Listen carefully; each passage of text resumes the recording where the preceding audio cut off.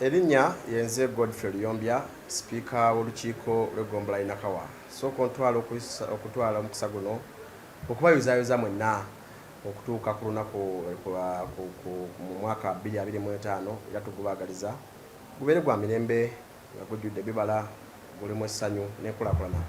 Ate guno omwaka gwe gumu ku mwaka ffe gwe tuyita revolutionary year okugenda okubeera emmanduso ey'okubeera nga tutakabanira okukyusa emyaka 4 egy'effugabbi, emyaka 4 egy'enguzi, emyaka 4 egy'obutassa mu human rights oba ddembe ly'obuntu kitiibwa, era nga kaweefube ono gutandise nayo omwaka guno ogwa 2025. Omwaka oguwedde twalina ebintu bingi bye twatuukako, naddala mu kitongole kyange kye natandikawo okubeera nga tuyamba abantu baffe ekya Godfrey Lyombya Foundation. Tugezezaako okubeera nga tuyamba groups ez'enjawulo, special interest groups, okugeza abaliko obulemu nga tubasakidde obugaali. Tugezezaako okubeera nga tuddaabiriza enzizi mu division ya Nakawa, enzizi nnyingi ze tuzze okubeera nga tukyusaako nga tuyita mu kitongole kyange kya Godfrey Lyombya Foundation. Mulimu n'essomero eryakwata omuliro erya Sideview Nursery and Primary School lye twadduukira n'entebe 10 okubeera nga turespondinga ku incident y'omuliro eyaliwo. N'ate era challenge esinza okubeera ey'amaanyi kwe kubeera nti Nakawa division zezimu ku magombolola lyemu ku gombolola erivamu omusolo mungi, era nga mu kibuga Kampala wonna ng'ogyeko Kampala Central Division, Nakawa division ekwata kyakubiri mu kubeera nga tuvaamu omusolo ogw'amaanyi oguddukanya ekibuga. Naye kyannaku nti omusolo guno nga guva mu kitundu kyaffe tegukomawo kukola bye guteekeddwa kukola, era nga gye buvuddeko mu kanso yaffe yaggwa twakuba emmeeza netugamba nga gombolola Nakawa Division Urban Council twagamba tetugenda kuyisa wishlists oba bozi bayita budget omwaka guno okutuusa nga ebyo bituze twogerangako biteekebwa mu nkola.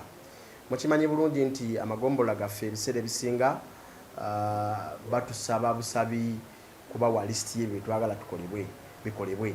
N'emyaka nga bwegize gitambula okuva etwayingira mu bukulembeze tubawadde ng'ebintu ebyetaaga okubeera nga bikolebwa mu bitundu byaffe bibaleete biteekebwamu kitiibwa era nga tebikolebwa nga twagala tubikole. Era ffe twagamba omulundi guno tetugenda kuyisa ekibbo kye bayita budget, kubanga buli bye tuzze twogerako tebitukola kye biteekeddwa kubeera nga bikola, ekiziŋŋamizza entambuza y'emirimu mu bitundu byaffe.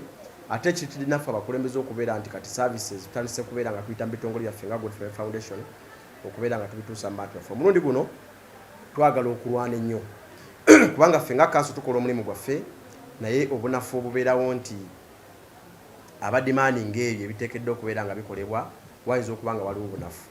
Era y'ensonga lwaki omulundi guno tugambye nti kaakati katwambaliremu omulundi guno tubeere nga twesowolayo, tubeere nga tusobola okwesimbawo ku kifo eky'obwammeeya, era nga ngenda kujja nga mmeeya wa Ggombolola Nakawa division okubeera nga tuteekawo amaanyi agasobola okubeera nga gateekesa kanso ebyekoze mu nkola, era nga bubufu bwe tulimu, era nga tusuubira nti abantu b'e Nakawa tugenda kuba tutambula nabo mu mbeera eyo okulaba nga tugatta amaanyi, okulaba nga Ggombolola y'e Nakawa efuna omugabo gwayo gw'erina okubeera.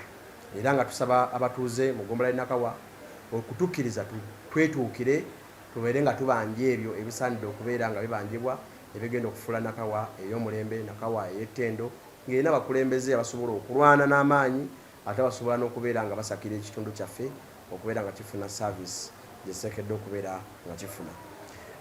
Okusoomooza kusinza okuba nako kwe kubeera nti abantu baffe bagobaganya ku ttaka. Gye buvuddeko mujjukira nti ensonga ya NEMA